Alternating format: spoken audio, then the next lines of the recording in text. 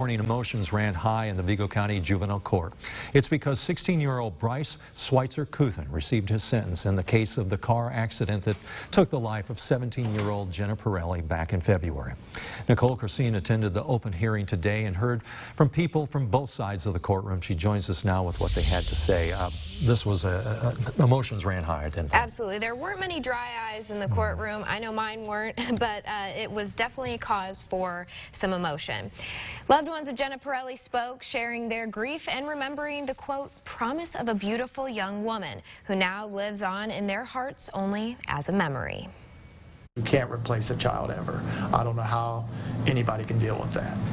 Thursday morning's hearing may have been for Bryce Switzer-Couthen, but the conversation centered around Jenna Pirelli.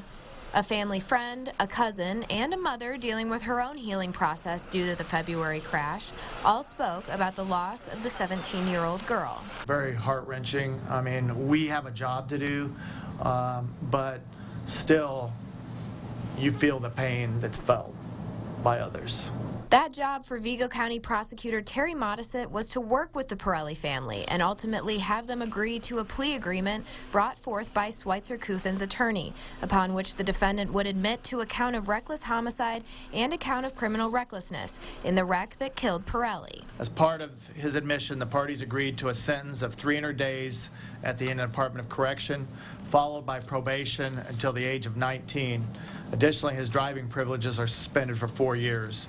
Modisett says he's been working with Senator John Ford and other prosecutors to create a heavier penalty for homicide cases. When a life is taken, we think, and actually we argued that we felt like it should be treated as at least a level 4, which would give more of a range of sentence. That would then mean 2 to 12 years, and give the legal system, the judges, more discretion as far as there's more of a high end to these kind of offenses when a life is taken, because obviously you can't bring the life back. Those who spoke about Jenna Pirelli shared how their lives would forever be incomplete. And Jenna's cousin, speaking directly to Switzer-Couthen, said she hopes he's learned that life can change in a matter of 10 minutes. Modisett says he echoes the sentiments of the mourning group. Our heart goes out to all of them. We're sorry that it happened. I mean, I wish we didn't have to deal with it. I wish they didn't have to deal with it.